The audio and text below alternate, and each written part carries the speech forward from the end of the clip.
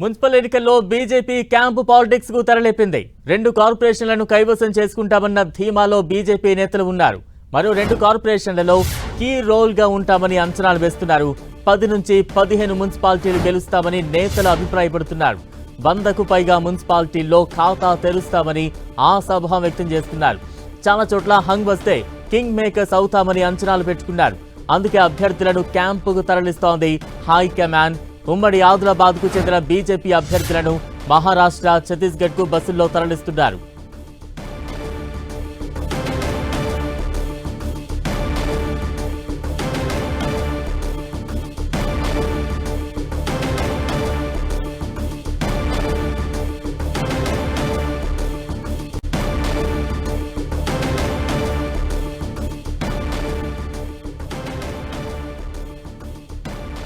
Municipal ఎన్నికల్లో BJP camp politics కు తెరలేపింది. 2 కార్పొరేషన్లను కైవసం చేసుకుంటామన్న ధీమాలో బీజేపీ నేతలు ఉన్నారు. అయితే మరో 2 కార్పొరేషన్లలో కీ రోల్ గా ఉంటామని బీజేపీ అంచనా వేస్తోంది. 10 నుంచి 15 మున్సిపాలిటీలు గెలుస్తామని నేతలు అభిప్రాయపడుతున్నారు. సో 100కు పైగా మున్సిపాలిటీల్లో ఖాతా తెరుస్తామనే ఆశాభావాన్ని వ్యక్తం చేస్తున్నారు. చాలా చోట్ల హంగ్ వస్తే కింగ్ మేకర్స్ అవుతామనే అంచనాలు పెట్టుకున్నారు.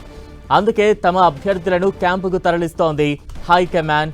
ఉమ్మడి ఆదిలాబాద్ కు చెందిన బీజేపీ అభ్యర్థులను మహారాష్ట్ర, ఛత్తీస్గఢ్ కు బస్సుల్లో తరలిస్తోంది బీజేపీ.